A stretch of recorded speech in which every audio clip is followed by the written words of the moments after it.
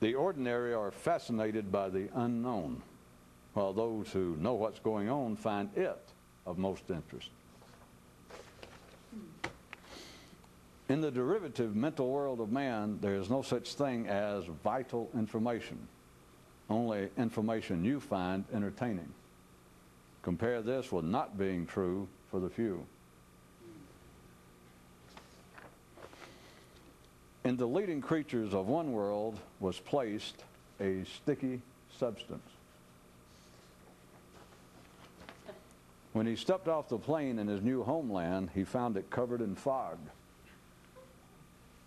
But he soon got used to it.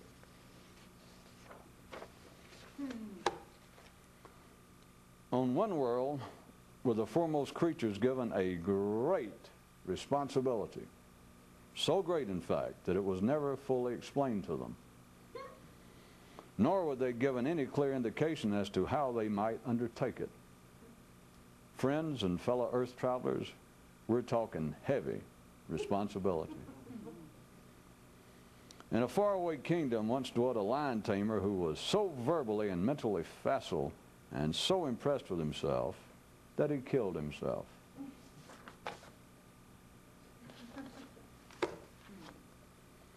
The general story of knights and their great quest is like this. They start off somewhat annoyed with life in general.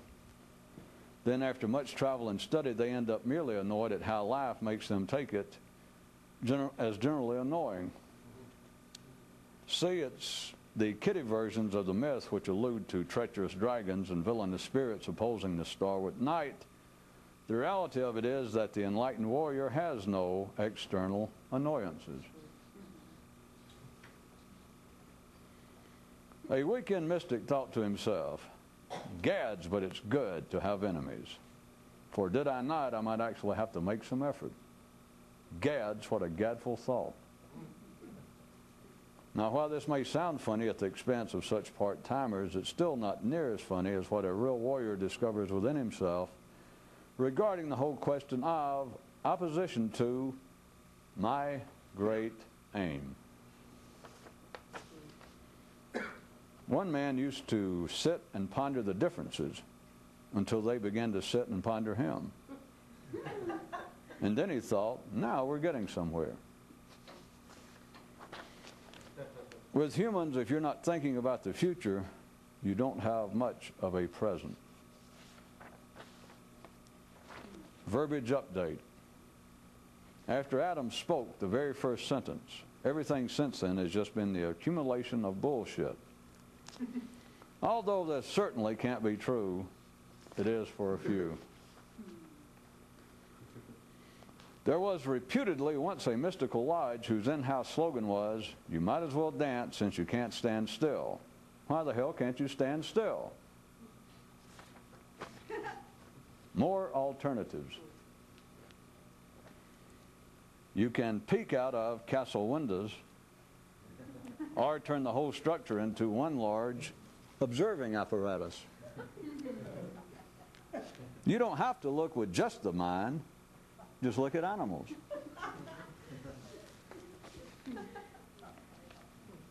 Every time he'd think of something new to do, this one man would tell other people about it and ruin it. Oh, the other people enjoyed it, but it ruined it for him. Amidst feeling apologetic for certain of his everyday actions, one man started to say, "Well, we do the best we can," but suddenly thought, "No, we don't. That's why we say that we do the best we can." He then carried on feeling better about the matter. One way to not be how you are is to not say how you are.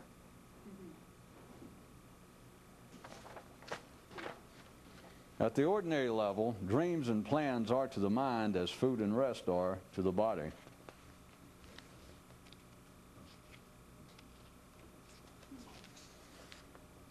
While it is true that you can only go so far in any direction, there are an infinite number of directions available. Although this is obviously not true, it is for a few. There's only one thing that can hold a mystic back, and that's the same thing that pushes everyone else forward.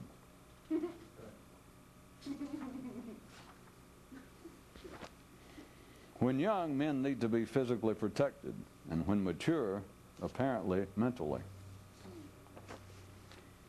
Interrogatory me, mama. Would men be unique if they couldn't think, and thus have the ability to think that they are? There was once a land in which all good little Hansels and Gretels were joined, and in which all bad ones were separated. Sometimes, however, the situation was reversed. Now for a review of last week's take on the problem. Man's mind is too directly tied to what it thinks about. In one man, matter shrank. In one man, certain matter shrank. A man with no time on his mind has promise. A mind with no time on its hand, a mind with no time on its mind, even more. There was once a race who could only be referred to via their operations, not their structure, via their actions, not their physique, via their verbs, not their nouns, and within their number were a few who adopted this frame of reference regarding how they thought about themselves. One knight rode a horse until it dropped, which was some time after it had actually done so. Why allow this to happen to you now that you know it's possible? And a man thought, yes, I guess you can either know the truth and it will set you free, or know the truth and it will make you look like an idiot. If life is an ocean voyage, then to be awake is to recognize drift. And a man insists, I know exactly what you're talking about. Exactly. It's just that I can't seem to know it all the time. Have any of you begun to realize that the problem and all explanations of it are one and the same thing? The only way to see what man is not to be what man is. One man particularly disliked going to sleep at night because of the intensity it added to his normal dream world. Then there was another chap whose displeasure with nighttime sleep was due to the added emphasis his dreams placed on his sense of time. Okay, maybe I shouldn't mention it, but there's yet this other guy who simply hates regular nighttime sleep because of its gross similarity to his yucky daytime condition. Health update. You can only enjoy your ills if you think about them. While this surely is not true, it is for a few. If there was a truth that could be known which would set you free, the simple would take it to be permission for them to be left undisturbed to live their uncomplicated physical lives, while the more sophisticated would assume it to be freedom from the simple. To the alert, the idea of some kind of liberation by way of new knowledge is a strictly one-man internal affair. The ordinary at the station love the distracting din of the trains, in that it keeps them from too much worrying about not going anywhere. You can probably guess how this affects any knight standing around, saddles in hand, raring to travel. According to one legend, man got the idea for eternal life from the never-ending running of his mind. In one species were plans tied to hormones and super plans to neurons. Of course, all dirigibles are tethered at the same airfield. But so what? That's what super plans are for. Have you already forgotten the story of the frogs who were programmed to believe they could fly, and even though they couldn't, their continual attempts to do so raised them to a singular reptilian level? It's an easy matter to dismiss man's dreams, but a tough one to replace them with something acceptable. Legend says that one mystery school described the state of increased awareness as one of a higher level of imagination and expectation. And now on a completely unrelated subject, warriors and rest. A night in bed might as well be dead. And one man mused. Some of the things I hear here make the most sense when I first hear them, but not if I think about them much. While at other times they don't make any sense when I first hear them and only do when I later think about them. And yet, there's still other times when what I hear immediately makes so much sense that whatever I think about it later or not has no bearing. Consider the possibility that all tales of mystical groups formed around an enlightened teacher or misunderstood metaphors actually representing what took place inside of one man, leading to his own enlightenment. On that basis, everything makes sense. Wandering into a city, a lion looked around and thought, people upstairs never had it so good, while some of those up there envied the lion. Looking backwards can make you blind, same as staring into time. If men did not have the power to dream, they would not have the ability to nightmare. And did they not have the ability to nightmare, they'd have no incentive to try and escape from the nightmares. Gad, said God. God, said God, looking upon what he had wrought in man, have I not wrought the singularly heretofore unwroughtable? And his associates, justice, balance, and unending expansion, nodded their agreement. The trouble, thought one night, about thinking is that you have to stay home to do it. There was once a modern condo who painted flames lashing about its lower floors just to remind itself where it came from. One approach to thinking afresh is to take everything you now think metaphorically. Sea Travels and the Question of Survival, Part 2. If life is an ocean voyage, and as many believe man's ship is sinking, have no fear. You can float indefinitely on the debris of the mind. Once men believed in fate, then in nature, then in fate, then in gods, then back to fate, then in science, then back to fate, then on to bigger science, then on to weirder fate. Then many of them got full-time jobs and got really involved in their careers.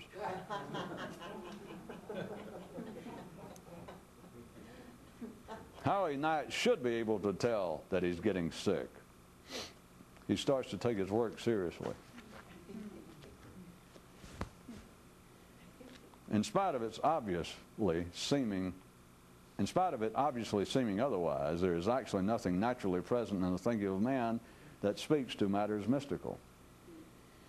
Even the most astute of kings cannot fathom the voices beyond the chessboard plotting his future moves. What is, you might wonder, the final word on man's non-physical health? Well, since you ask, here it is. Those who think they're sick are sick. Simple enough. But not so simple if you're going to ask about being well. Okay, you can try it this way. Take everything that everybody else says, metaphorically. In that priest and all other religious figures arise from potential knights who lack the necessary strength and direction to pursue the warrior's life, then they take as their charge the attempting to explain and soften death to others, equally weak and confused. You might here take useful note that no true warrior has ever made claim of his strength nor taken credit therefor. This relates not to his humility, but his knowledge. In the dangerous land of crushing elephants' feet, only ground fleas boast of their courage or ridicule their neighbor's fear. All foe armies are under the command of General Upheaval, as illusionary as his control may be. The way that children pretend to be warriors is by attacking someone. While this sounds logical and unexceptional enough, to a real knight, it is not. A man who talks about himself destroys the chance to change himself. And finally, correction time. In the title of a celebratory song, now known as Silent Night, night was originally spelled with a K.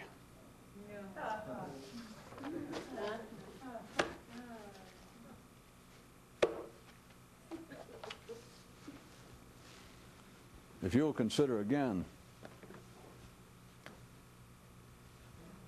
little man,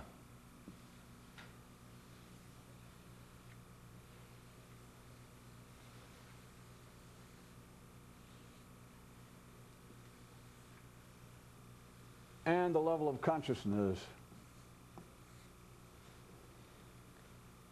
and that anything below that could be rightfully referred to as his instinctive level, which is what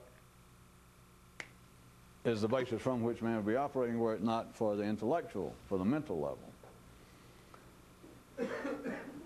You consider that, for the sake of discussing it, that if man did not have a mental level and he was operating at the instinctive level, which would be synonymous with what we observe in other sentient creatures on this planet, to consider at the instinctive level, everything is simply what it is. It is direct, plain. There is no such thing as metaphor or symbolism. Nothing. No one eats something symbolically. No one takes a metaphorical rest or seeks metaphorical refuge from some other creature higher up in the food chain. Things simply are what they are.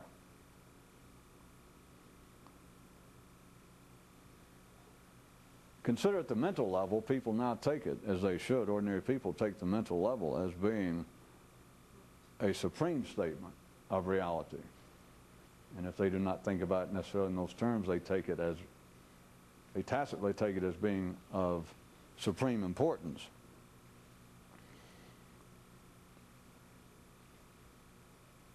But if at the instinctive level, if everything is what it is and there is no such creature as metaphor or symbolism, then would that infer that at the mental level that it is correctly where resides metaphor and symbolism? Consider quite obvious examples of things that are not obvious. The world of advertising obviously exists at the mental level. And one of the larger areas of advertising has to do with edibles, food. What no one seems to notice, including those doing it, but here it goes. The major message in the civilized world today, or if you care to narrow it down to the Western world, 1995, the major message in food advertising, most of the time is spent, most of the copy space is spent declaring what potential dangers the food does not hold. As everything else in life, if you are, well, everyone is born into, remember, the freight yard, and when you're born into the freight yard and the sound of trains is in your blood,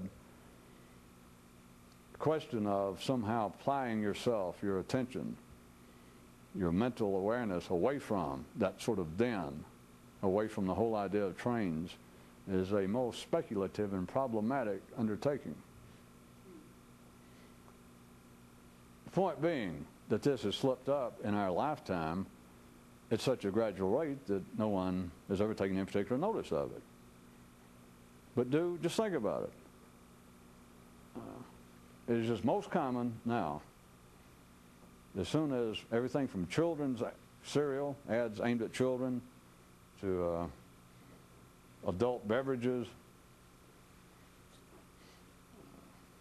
gourmet food, anyway, all food advertising is now replete, and in the main, in the ads, are them insisting on the dangers that it does not present. Should it be consumed by you? All right, all right, here it goes. We're not picking on advertising because this is now part of the woof and weave in the mainstream of civilized human existence. But suddenly a hand comes up, or a beautiful woman, and it says, here, brand new such and such food, or whatever it is. And as soon as they hold it up and say the name, they usually try to get the name of Pillsbury or whatever, General Mills, here it is, so-and-so, and the next word out of their mouth, just consistently now, is lower in cholesterol, 50% less fat, fewer calories. Now think about it. But it's happened so gradually, assuming that you're an ordinary person nowadays, one of the signs of sophistication and intelligence is you're supposed to be concerned about such as this. And so you would take that as being the kind of information that consumers need, and you might take, close note, well, that's good. If I can eat this sort of food, I like that, and if it has less fat, saturated fat, and et cetera, I'm interested. But think about it.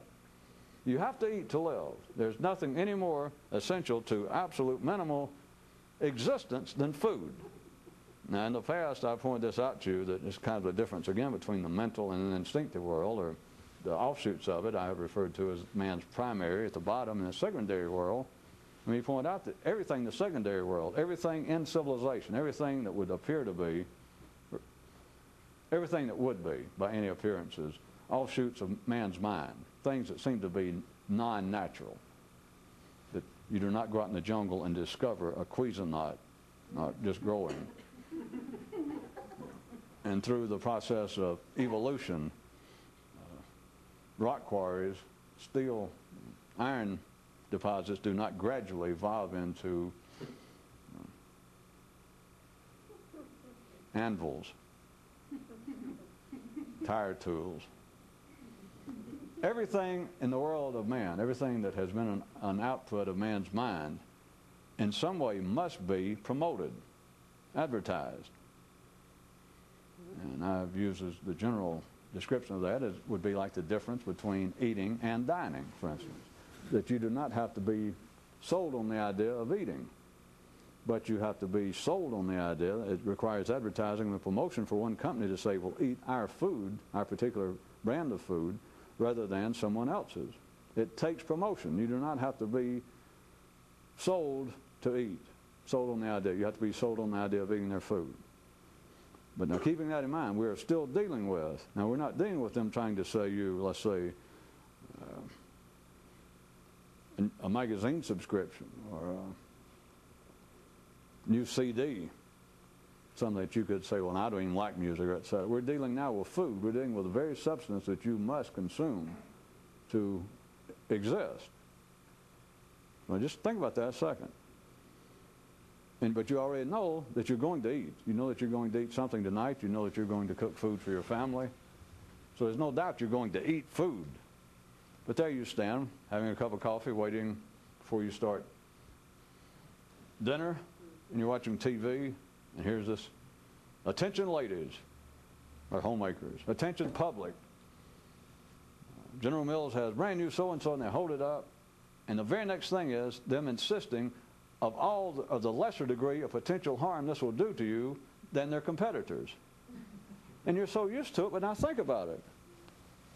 They are, and I say they, we're not talking about advertisers, we're not talking about food processors, because it's all part of the same mix of humanity. It's all part of the civilized world. And it's not one person playing a game on someone else. It's all part of one game. But there you are playing the game, the consumer, and paying close attention, like 50% less saturated fat. And you might be trying to make notes. You might even want to write it down to compare it. And it might even say, and only 7 milligrams of fat. And you might reach for a pen like, well, I want to write that down before I forget, and compare it with the stuff I've been using. And you might find the ad favorable. You might be pleased that you thought about it. Your mind's already percolating about, well, how good it is that you're astute to such as this, that you're looking after the welfare of your family. You don't want your husband or your wife to die of a heart attack when a reduction in saturated fat and blah, blah, blah. But now think about it. Remember, it's not somebody pulling a game on you. It's not a conspiracy. It is now part of life. We'll get around to a larger view in a second. This is simply part of one game. You're in the same game as advertisers. You're in the same game with General Mills. It's only ordinary people. It's only weak.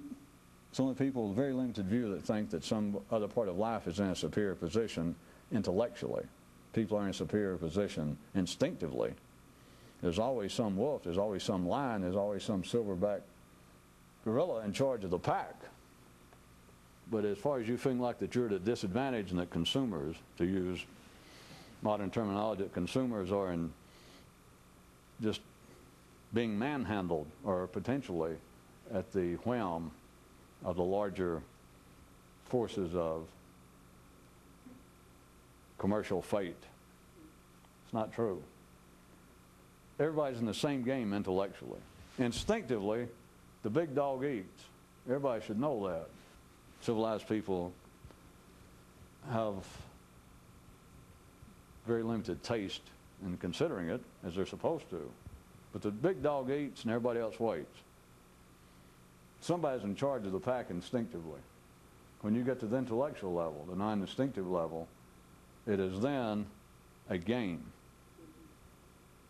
That you can certainly look at a board game, you can certainly look at a chess game and say that the red player is in a superior position to the black one. Or you could look at one, you could look at more specifically and say, well, certainly a knight, a pawn is superior in strength to a bishop to a pawn. You can say all that, but it's still a game.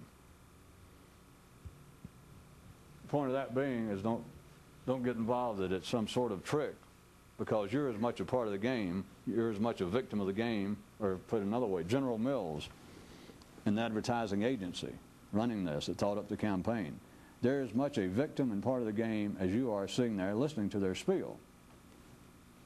So now take it that way, but now the prime consideration in this is, consider for a moment that there they are. Again, I say they. We're talking about life, making people do it. It's part of life's arrangement now. That there they are presenting to you for your consideration, promoting themselves, trumpeting themselves, heralding, waving the banner on their behalf for this food product. And you are going to have to eat. So it's something that you've got to eat. Now it's a matter, will you give consideration to their particular food? And you give an ear. And what is their primary selling point? Is it has less potential, will do less potential damage to you than their competitors. Now think about it.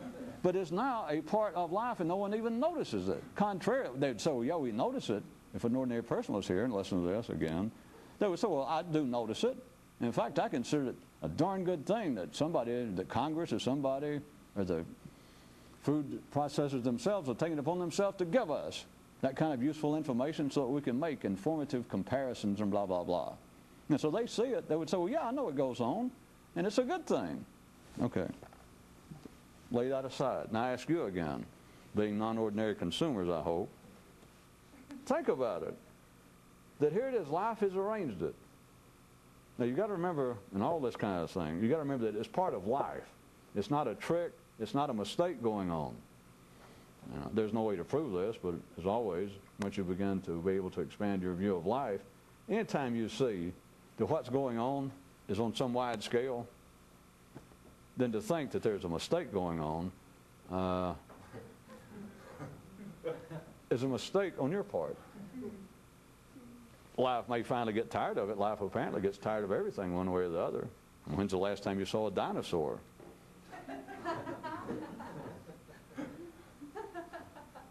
Or a politically conservative philosopher? Or a humble urologist? That sort of thing.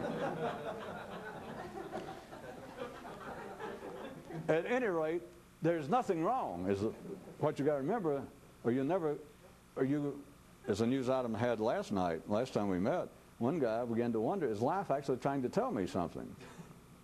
And then he thought, and is by chance what I think getting in the way? That was the end of it, but I'll go ahead and answer it for the poor son of a gun. Yes. I mean, if you're actually trying to hear something extraordinary, you can't hear it from other people because they're in the same game as you. They're being squeezed in the same private part of their neural anatomy as you are. They'll do whatever life makes them do. So you just look upon this situation of the food, the selling points of food products. Now consider that we'll assume that we have exorcised from all of your little thinking crevices for a second any possibility that there's nefarious commercial undertakings afoot and that they're conspiring against you. No. Life is running this whole game. You, the advertisers, General Mills, you're all in the same boat. You're at the same level. And so here it is. We move from the basic instinctive level of mere physical survival of eating food to eating particular food. So we're now up to the mental level. We're up to the game level, to where there is no winner, there is no right and wrong. It's simply moving pieces around. There is no conclusiveness to it. But for the time being, life has this part of the game going on, to wit, eat our particular product, since you've got to eat anyway, eat ours because, and they don't tell you then how great it is, how it'll make you feel better. They may eventually, at the tail end, they'll throw in something nowadays like, plus it tastes good. But notice that's become almost a tagline now. If the ad runs 30 seconds, they spend 29 seconds telling you more or less what little damage it may do to you. And then maybe right at the tail end, one person looks at that one and go, yeah, but if it's, you know, if it's not that harmful, God, imagine how it tastes. You know, like if it's not going to kill you, imagine it going, yeah. And the last person will go, no, plus it tastes good. That's just like a throwaway. It's like an afterthought. They will spend, now, the majority of the time is spent upon how little damage it poses. Think about it. What has happened? Humanity hasn't run amok now, but what has happened? Of course, all advertising, when you start speaking of my secondary world, the world up civilization, all ads then in a sense have to do what, although I'm expanding the term, is what nowadays a popular term is lifestyle. Well, nowadays it's not just food. Food was just the best one, but how about sex? Now we have all these potentially fatal diseases, and now the times have loosened up in the last 20 or 30 years, and now they advertise condoms, or at least public service messages from the government and Red Cross and concerned people about sex on TV. But what is it? Does it ever say, okay, don't forget how much fun sex is? No, the only mention of sex is, you know, it may kill you. You got to be careful. It was easier to stick with food because I know this gets pretty sticky. But the whole thing about health, about you shouldn't be sitting around. At any rate, if there seems to be even a public service message or an advertisement of some kind, as far as it being positive as opposed to negative, this is not the best way to describe it, but I just want you to get the gist of what I'm saying about the lifestyle, that is, of having to promote civilization to humans, which is a human affair to begin with, but then within the midst of this game of civilization, humans have to continue promoting to each other why they should keep doing what they're doing. But it's not noticed. Nobody's ever noticed this. It happened so gradually and so abruptly that humans have never taken any notice that the advertisements, the promotions, and this is all the way from religion to food to condoms to sexual information. Religion. I know it's a throwaway line. Somebody will finally say in some religion, like, well, if they spend 2 hours hectoring you, trying to say you on why you should join their church, is always on this basis of what bad's going to happen to you if you don't. Or all the bad stuff that's happening now, it will continue. It will simply accumulate if you don't join. And maybe in the last minute, as a throwaway line, same way as with the food, they may go, oh, plus, you know, for all I know, after you die, things might get better if you become a Jew or a Christian or a Muslim. But notice within the advertising of lifestyle, within the promotion of civilization itself to its own adherents, to its own inhabitants, to its own participants. And it's just now reached, in a sense, a more glaring verbal level, so I'm bringing it up about food. It's just the best one. this food, and they don't say because you'll enjoy it. They do not say in the beginning, eat this food because it will make you feel better than other foods of the similar type or the similar food group. Our bananas will make you feel more ionized or more zinconized than dole pianas, bananas. Eat so-and-so's bananas. They don't start out with that. Eat this food because you'll enjoy it more. It is now to the point that the first thing out of the announcer's mouth, the first thing out of the ad's blurb, as soon as they give you the name, is they start listing in dramatic ways, listing all of the many dangers that this food does not present compared to their competitors. That's the sales pitch, is do this in the lifestyle, that is, in man's civilized world. Remember, we're not talking about eating, we're talking about dining, we're talking about eating a particular food. That their sales pitch is, if you eat this one, you run less harm, you run less danger of being harmed than if you eat somebody else's. And people start writing it down, taking notes. That, my, I'm glad I heard that. It amounts to this, that when man, after man has moved from the instinctive level of physical survival into the civilized, derivative, invented mental world, everything requires a warning. Not because I say so, but I've already given you enough examples. You can think of them yourself. Just people do not look at it that way. How about take everything that's happened up until now as a warning? All right. Everything that's happened up until now falls under the category, I believe I'm safe to say, as history. And what, without any doubt, is the most oft-repeated cliche, axiom, dictum of our day regarding history. We all know. It says, those who do not learn from history are doomed to repeat it. And people will go, how true? And they'll nod their head like, save us from it. And nobody stops a minute and thinks, wait a minute. The sales pitch is that we will suffer even more than we have when we've actually progressed since then. What the hell is there to learn from history? Or why take it as that was too complex, too convoluted, that they take that as being a true adage in the sense that it is something or a proverb, something that has wisdom to it, that it is a teaching tool, that those who do not learn from the past are doomed to repeat it, that we should know our history.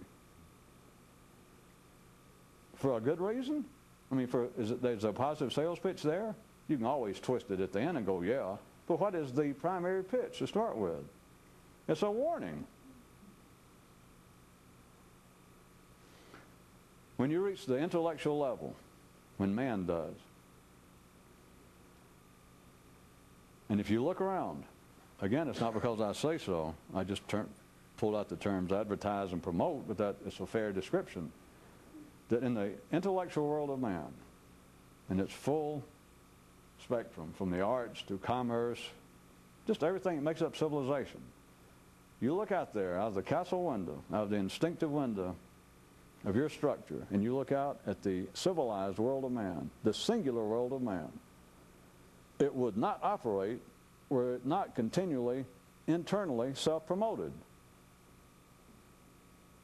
And there is a kind of non-useful knowledge of this.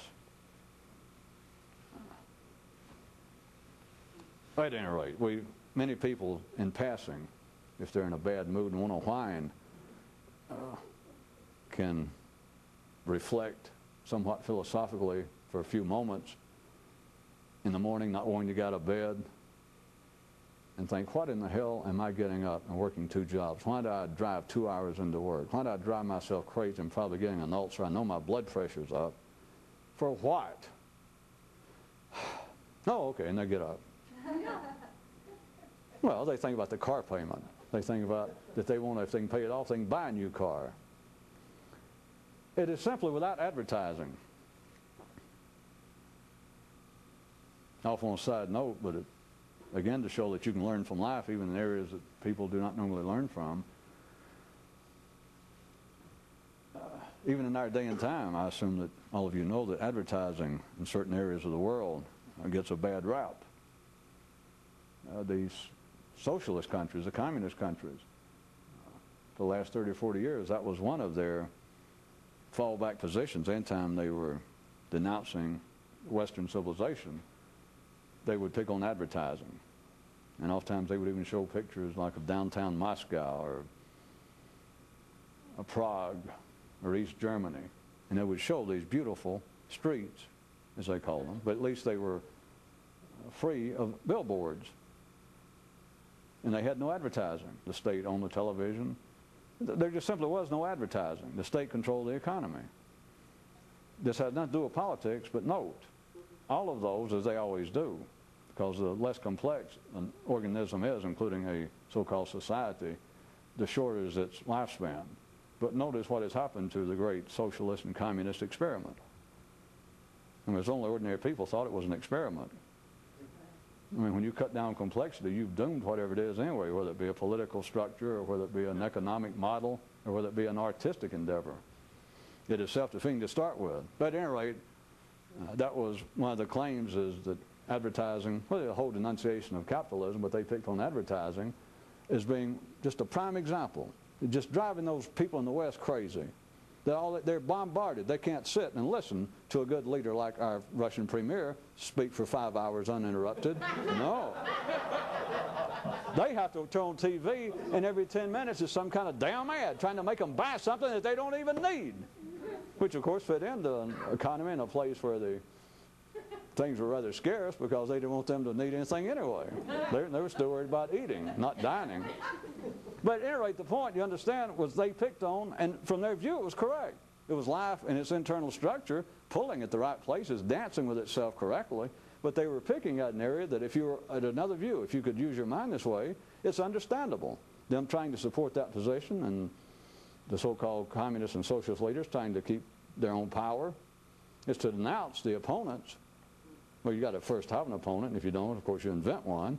And then you got to find something that's wrong with him. He's the wrong color. He's got the wrong color hair. He's too short. He's too fat. And all that's getting now, the whole world's getting we're getting more homogenized. And so you pick out the lifestyle. And they correctly picked out, from their view, advertising. Just an absolute, they considered it, I guess their biggest denunciation was where it used to be, a capitalistic tool. It's just another form of hypnotizing the poor masses in other parts of the world through this constant barrage of buy stuff you don't need. But you see, that's not really a denunciation. Civilization will fall apart if it wasn't for that. And the parts that do not put up with that, such as the erstwhile, formerly mentioned communist countries, they do collapse. To pick on advertising, and I'm not limiting, as you should know now, strictly by what we call advertising. It is the promotion of that which needs promoting. That is, it's the promotion of the non-essentials. And that's what advertising is. But it is a mistake to actually single out advertising per se, true advertising, and denounce it, because without it, civilization would fall apart. And those places that actually try and suppress promotion and complexity do fall apart. But back to the general wider area. Civilization, everything that is singular to man, just think about it a second. No one ever considers it in this way. And there's nothing to criticize within the whole area of promotion. But just consider everything that is not essential to life is in a constant state. It's in a constant state, whether you see it constantly at that moment or not. But it's in a constant state, if it survives, of promotion. It must be promoted. No one would buy music were it not, well, no one would spend large sums of money on the arts in general were they not promoted. People would not spend money on fashion was it not promoted. People would not spend money on education. The examples get harder if I leave it there. I could take a position with an ordinary mind, an example, and start defending it. And so that's not true. But if you see the totality of civilization, and that being by my description, my ad hoc description, it is the output, singularly, of man's mind. It has nothing to do with his instinctive survival. It's beyond that. It's derived from that. It's an outgrowth of it. But everything in that must be continually promoted because it is non-essential. Now back to where we started. That should finally be fairly easy to see. It's like everything else. When you are born in the freight yard, it's hard to remember because the sound of the trains are in your blood.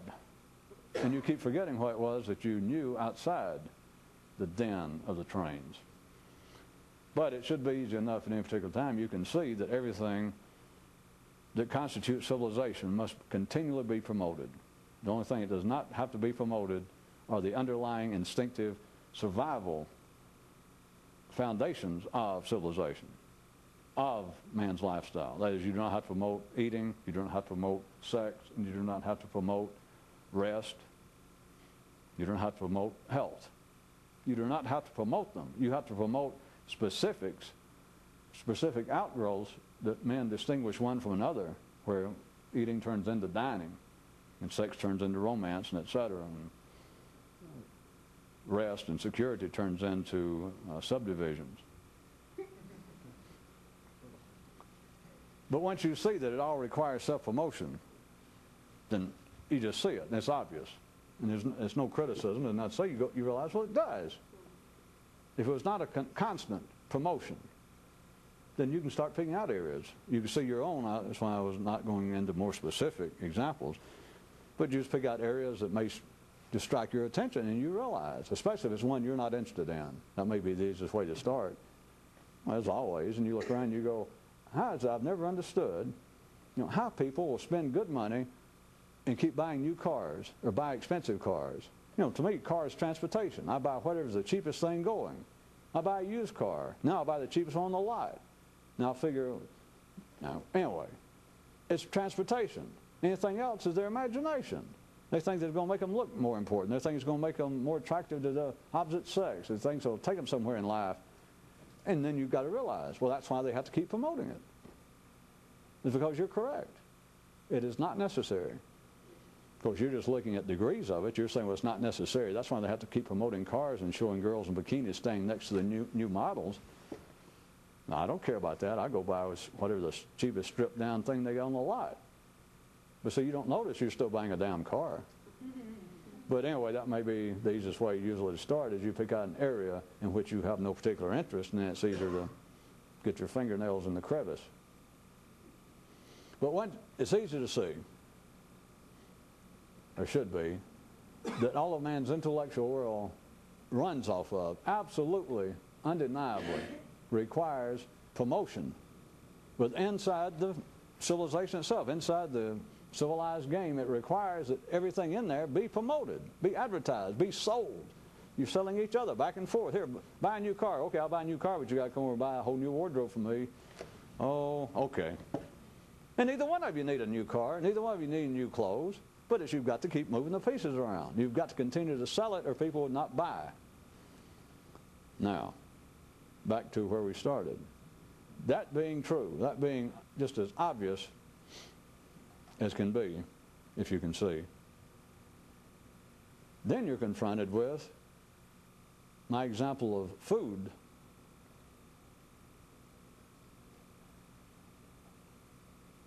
The primary message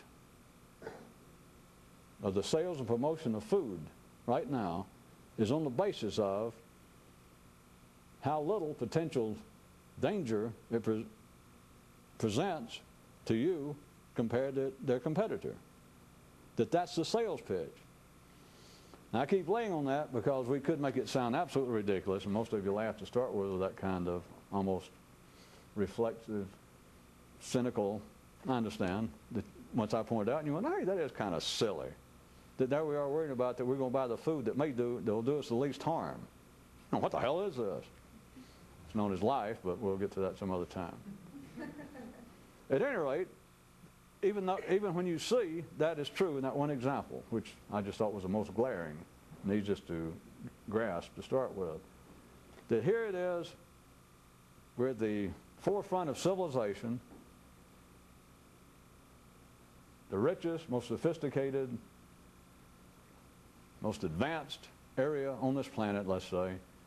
And here we are advertising food products. We've got a wider array of choices of all sorts of food products. They're advertised more. Probably the largest ad percentage in the media, surely.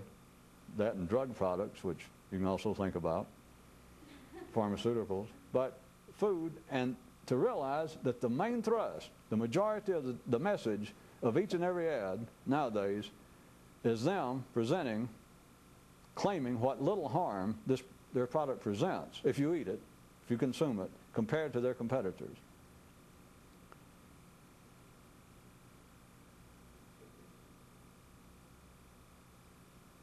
Now can you expand your vision, your awareness, and realize that is not an isolated example?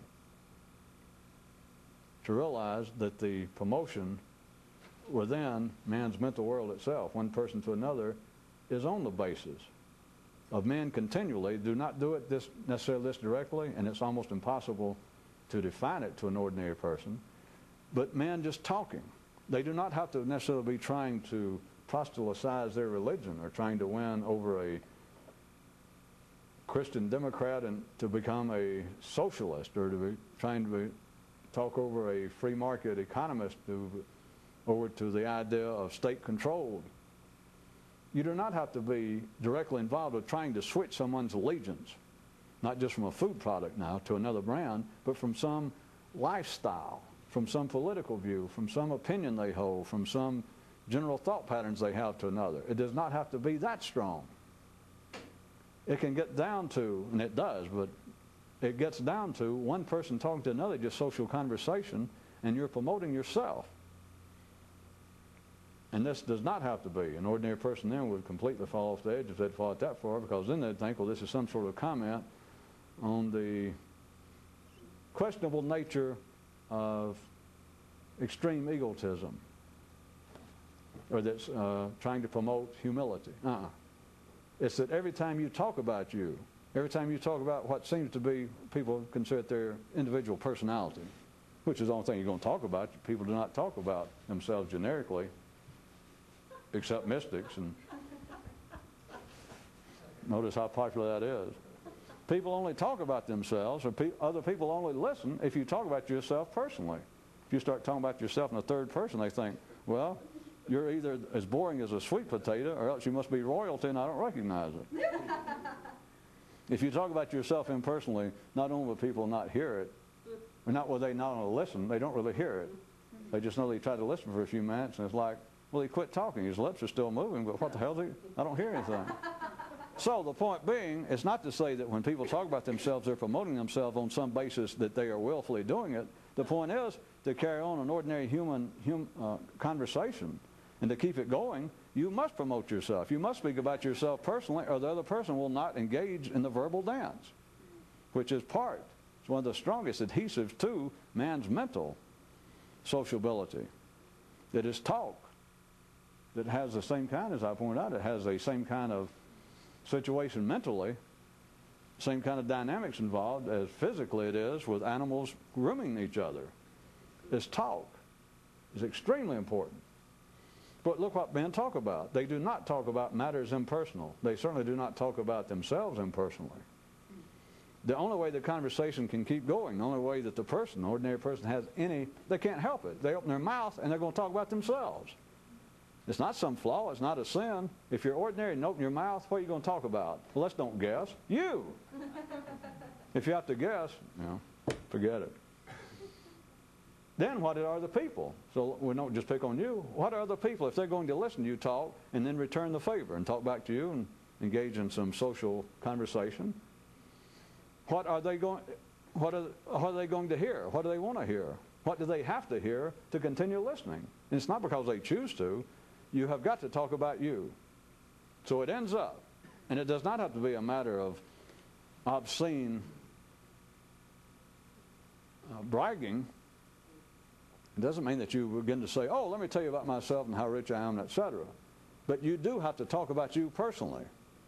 Even when it seems to be that somebody brings up a philosophical subject or a subject that would seem to be open to intellectual discussion about what's going on in Congress or what the Pope just said about so-and-so. What's your comment going to be? What's any reasonable person's comment going to be? You're going to say what you think about it. You don't make some comment about the comment.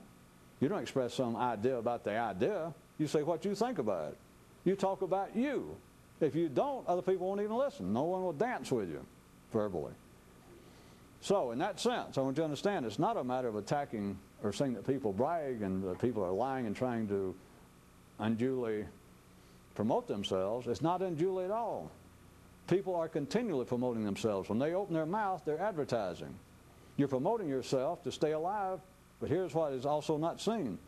You inadvertently continue to give out warnings about yourself, about consuming this. And no one ever sees this, which is normally, it's lucky, I don't know how the clock stays up with me that we got down to where there's no time left for me to go into this much detail. But if you think that the warning seems sort of obscene or upsetting or untoward about food, saying, here, eat our food because our brand potentially will do you less damage than our competitors. Eat it. You think, wait a minute. When people talk, the promotion one person to another, the promotion that you're engaged in every time you say I, even by yourself, when you think, well, I don't agree with that, you're also giving a warning. You don't see it that way, but you're giving a warning that, well, this may do you less damage than if you consider some other idea. This may have potentially less harmful effects than considering the alternative, than considering somebody else's opposing idea.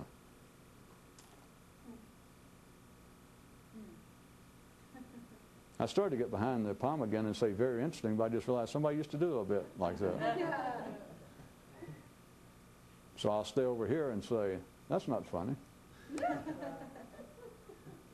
I don't know what people see about the humor in ferns to begin with. It's just one man's opinion.